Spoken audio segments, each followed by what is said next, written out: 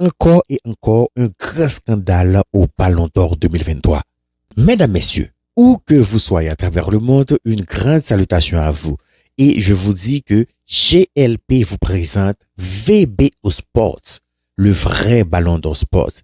Cette émission a été créée dans l'objectif de révolutionner le monde du football parce qu'il y a trop d'erreurs, trop d'injustices, trop de favoritisme au niveau du football entier. Cette émission est disponible en anglais, en français et en espagnol. C'est pour qu'on puisse créer une grande audience au niveau du monde entier parce que je peux pas faire ce travail sans vous. Nous sommes en train de travailler sur un trophée individuel devant récompenser le meilleur joueur de l'année sur une saison, appelé le vrai Ballon d'Or. C'est pour qu'on puisse concurrencer l'actuel Ballon d'Or. Parce que presque chaque année, indistinctement, il y a un grand scandale au niveau de ce Ballon d'Or. Tout le monde voit celui qui mérite le Ballon d'Or. Mais les dirigeants, ils ont décidé autrement. Ils ont décidé à leur manière, à leur volonté, à leurs sentiments. C'est la raison pour laquelle je vous demanderai de vous abonner à la page YouTube qui est la page officielle de l'émission et de liker la page Facebook qui est la page promotionnelle de l'émission pour créer cette grande audience dont je vous avais parlé. Le sujet du jour, encore et encore un grand scandale au Ballon d'Or 2023. Avec vous pour présenter l'émission, Grégy Lorja, le roi, le génie, le magnificent. Rapidement, on va passer au développement du sujet. Lionel Messi a été élu Ballon d'Or 2023, ce qui fait grand scandale au niveau du monde entier. Souvenez-vous très bien que la période de temps considérée au niveau du Ballon d'Or, c'était une année civile, donc de janvier à décembre. Mais il y a de cela quelques années, on a décidé de le changer sur une saison de football. Le pourquoi? C'est parce qu'on savait que la Coupe du Monde va se jouer en décembre 2022. Donc, pour ce faire, on doit faire en sorte que la Coupe du Monde 2022 puisse s'inclure au niveau de la saison. Parce que si on considère toujours l'année civile, janvier à décembre, donc la Coupe du Monde va être en dehors de la période de vote. Donc, avec les dirigeants de France Football, ils étaient en train toujours de faire des changements ou du moins de modifier des conditions, juste pour que ça puisse correspondre à leur feeling, à leurs sentiments. Cependant, moi, depuis quelques années, j'ai toujours dit, j'ai pas vraiment compris la logique de la Coupe du Monde, considérant une année civile de janvier à décembre, alors qu'une saison se joue de septembre à juin. J'ai toujours trouvé que cela n'avait pas de sens. Donc, si on considère l'année civile telle qu'elle était, c'est le milieu d'une saison jusqu'à la fin, ensuite le début d'une saison. Maintenant, avec la Coupe du Monde qui allait se jouer en décembre, ils se sont dit, s'ils ne modifient pas la période de performance, la Coupe du Monde va forcément être en dehors de cette période. Donc, c'est la raison pour laquelle ils ont changé l'intervalle de performance. Maintenant, considérant le fait que l'Argentine et Lionel Messi étaient favorisés pour la Coupe du Monde, parce que moi, j'ai pu entendre à chaque fois que l'Argentine mérite d'être champion, Messi mérite de gagner la Coupe du Monde. L'Argentine mérite d'être champion, Messi mérite de gagner la Coupe du Monde. Avant chaque compétition, on a toujours dit que le meilleur gagne. C'est le meilleur qui doit gagner. Ce n'est pas celui qui mérite de gagner qui doit gagner. Avant la Coupe du Monde, les dirigeants les plus influents, les journalistes les plus influents ont déclaré que Lionel Messi mérite de gagner une Coupe du Monde. Qu'est-ce que vous avez compris au niveau de ces déclarations? C'est qu'il allait y avoir du favoritisme en faveur d'Argentine et de Lionel Messi. C'est cela la signification de tout ça. Très simple à comprendre. Comme ils l'ont voulu, ils ont favorisé l'Argentine et Lionel Messi par l'intermédiaire des arbitres sur le terrain de jeu et leur objectif était atteint. L'Argentine était championne du monde, Lionel Messi était champion du monde. Maintenant, 10 mois plus tard, on a décidé d'accorder le Ballon d'Or à quelqu'un. On a dit que la Coupe du Monde est décisive au niveau des votes du Ballon d'Or. Pendant que dans plusieurs émissions précédentes, j'ai démontré qu'ils ont dévalorisé la Coupe du Monde juste pour donner des ballons d'or à Lionel Messi. Maintenant, ils la revalorisent juste encore pour donner de nouveaux ballons d'or à Lionel Messi. Donc, 10 mois plus tard, c'est comme si on n'avait pas besoin de jouer les autres championnats. C'est comme si on n'avait pas besoin de participer à aucun autre championnat. Il suffisait seulement de gagner la Coupe du Monde. Ensuite, vous pouvez prendre congé et revenez en octobre prochain. C'est la signification de ce qu'ils ont fait. C'est ça que je suis en train de vous expliquer. Lionel Messi a fait une mauvaise saison avec le Paris Saint-Germain et ensuite, à l'Inter de Miami, ça ne compte pas réellement au niveau du Ballon d'Or parce que c'est un championnat vraiment faible. Cela veut dire que de janvier à octobre 2023, après la Coupe du Monde, Messi n'a rien fait vraiment avec le PSG et l'Inter de Miami.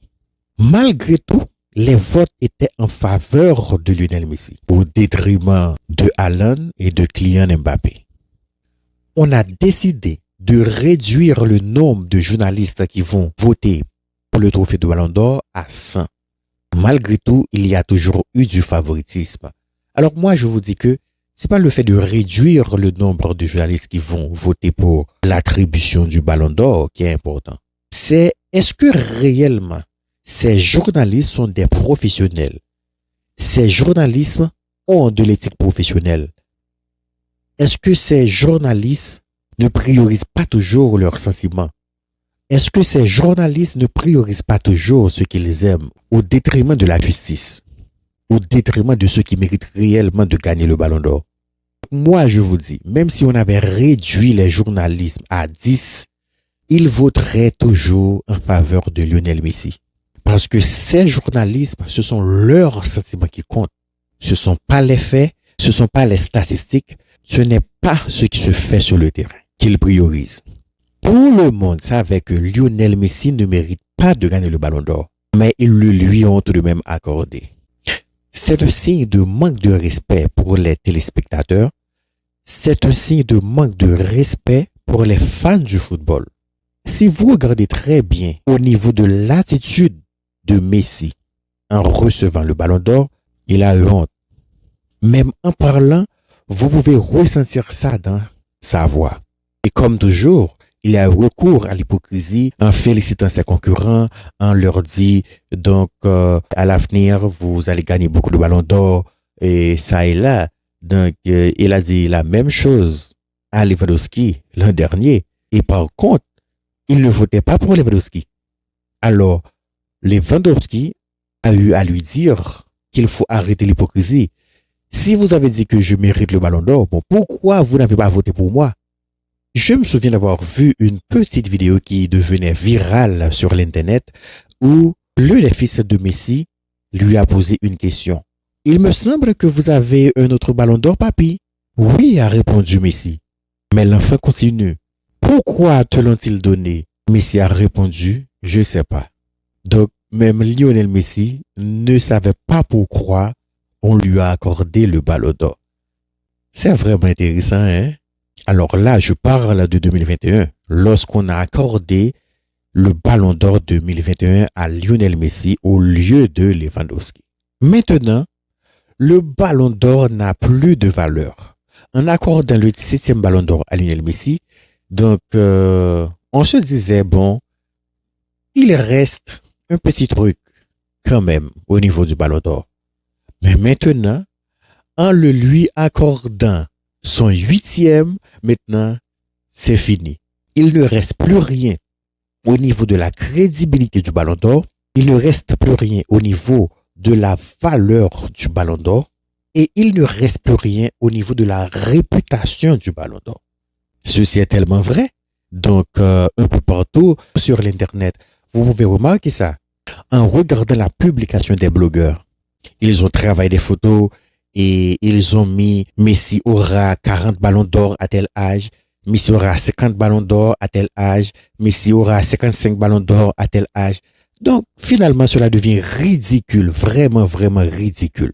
Je l'ai déjà dit à l'émission précédente intitulée Le Ballon d'Or 2023, qu'en est-il? Les joueurs de football ne devraient pas retourner à la cérémonie du Ballon d'Or 2024. Parce que France Football et le Ballon d'Or montrent qu'ils n'ont pas de respect pour les joueurs de football. Alors, si c'est la méthode de vote qui est le problème, alors que vous le changiez. Si ce sont les journalistes qui représentent le problème, alors que vous essayez de trouver une autre manière de donner le Ballon d'Or. Parce que moi, je l'ai déjà dit, avec le nouveau trophée que nous allons donner, intitulé le vrai Ballon d'Or, qui est conçu spécialement pour concurrencer le Ballon d'Or, nous allons revoir tous les Ballons d'Or donnés par France Football. Pour l'année considérée, si un joueur de football méritait le Ballon d'Or, il va recevoir un autre Ballon d'Or. Et s'il méritait le Ballon d'Or et on le accordait à quelqu'un d'autre, alors ce quelqu'un-là qui n'a pas reçu de Ballon d'Or va recevoir un Ballon d'Or pour l'année concernée. C'est la raison pour laquelle je vous ai demandé de vous abonner à la page YouTube, qui est la page officielle de l'émission, de liker la page Facebook, qui est la page promotionnelle de l'émission, et de les partager au maximum que possible avec vos familles et amis pour qu'on puisse créer une grande audience. On ne pourrait pas faire ce travail sans que ce message n'a pas pu atteindre la majorité des gens du monde. De plus, il est disponible en 3 langues, anglais, français et espagnol, parce que la majorité des habitants du monde comprennent ces langues, surtout l'anglais. Donc, on va donner de ballons d'or crédibles et on va revoir les anciens ballons d'or. Nous ne pouvons pas passer toute notre vie à complaindre à chaque fois. Maintenant, nous allons passer à l'action et nous sommes en train de développer ce projet qui est le vrai Ballon d'Or. C'est le titre de l'émission, c'est l'objectif de l'émission, c'est la raison d'être de l'émission. Alors, un grand merci à vous d'avoir suivi l'émission et je vous dis de ne pas oublier de vous abonner à la chaîne YouTube de l'émission et de la page Facebook, qui est la page promotionnelle, de partager au maximum que possible avec vos familles et amis. Le sujet du jour était encore et encore un grand scandale au Ballon d'Or 2023. C'était avec vous pour présenter l'émission Crack Terminator, le roi, le génie, le magnificent. À la prochaine.